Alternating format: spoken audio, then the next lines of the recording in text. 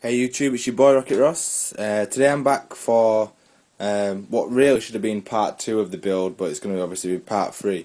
It's because a few of you guys are really interested in my actual PC build, and a lot of you saying, well, you didn't really show how you installed the parts, because you know, a few people are interested in building their own now, so I'm just going to go quickly back and show you how to install a few of the parts you know, I did from part 2.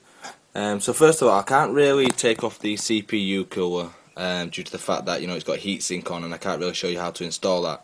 I mean, the motherboard's really straightforward. You get these things called standoffs, which just go on the inside of your case, and you simply just put your motherboard on, and then I don't know if I can find a screw, just like that one down there.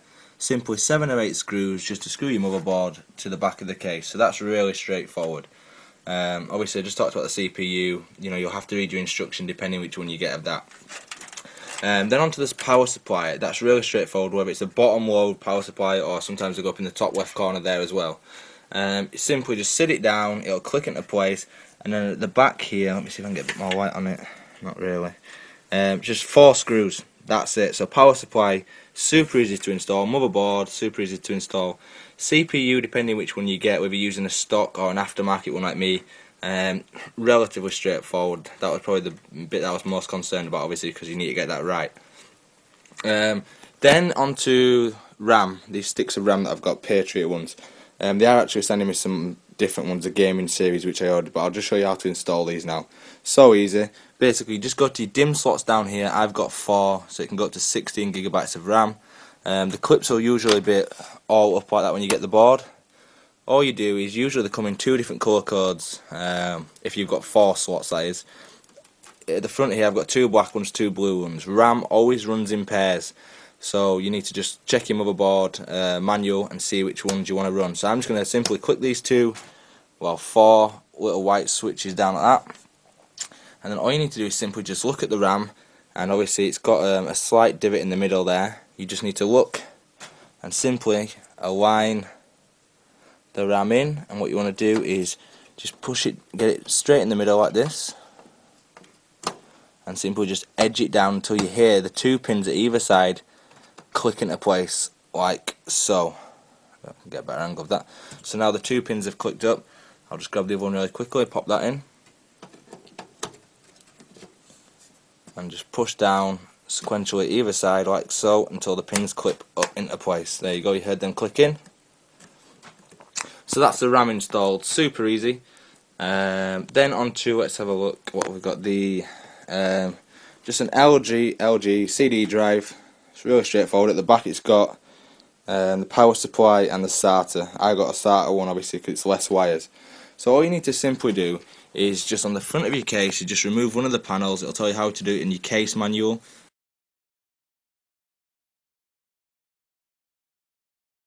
I've gone for the middle slot here because I'm probably going to get a fan module where you can control 4 fans at the front here. But just for now, all you need to do is, once you've taken the part off, is simply slide it in like so. And because my case, the Coolmaster 430 Elite, you don't need any tools. All you simply do is just go lock, and it's into place like that. So really straightforward. And then obviously what you need to do is just look at your power cables, read your manuals, things like that, like anything down these drawers is going to run on, like, I don't know what the actual particular name is for it, not SATA power, but these really thin ones like that. I'll check the manual.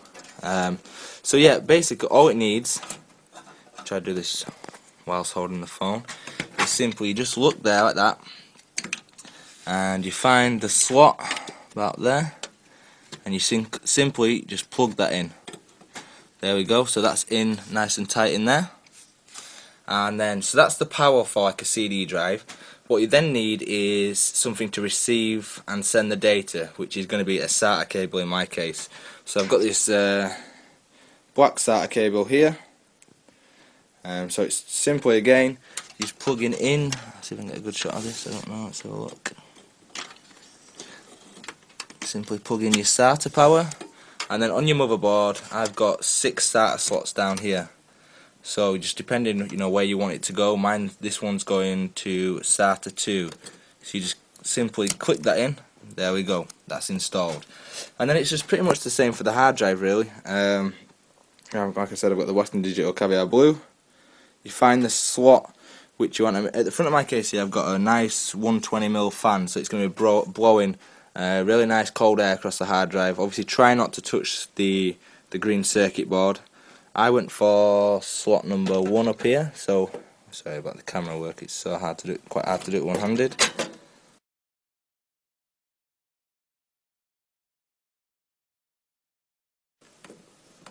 Just 1 second. Probably better doing it with my left hand. Come on. Probably should have got someone to film this for me. So all you need to do is simply line up the 2 pins there. I don't know if you can see that yet. And then you just put in your clip and lock into place. There we go. Straightforward enough. Again, that's going to need power, so you can use the same like SATA power, one of these ends, and simply just plug that into there like that. Just leave it out because I can't do it one-handed. And then again, it just needs a red SATA cable. Oh, no, it doesn't have to be red. Sorry, just a SATA cable from that side there, and then into your SATA ports down there. I'm probably going to put mine into number 1. So that's how to install the hard drive. I think that's where I've got to at the moment. Obviously, from your front of your case, you're going to have like USB ports and microphone and things like that, and the power button and the reset button. These wires simply come with the case. One of them's down here, and the other one's these 4 coloured wires. All you need to do is just simply check your motherboard and just see where they plug in. It's pretty much just as long as you read what you're doing, you'll have no problem with that. And then obviously the power for the motherboard, you've got your 24-pin connector. Simply find it where it is using your manual again. Mine's in down. Let me just move this cable out of the way a second.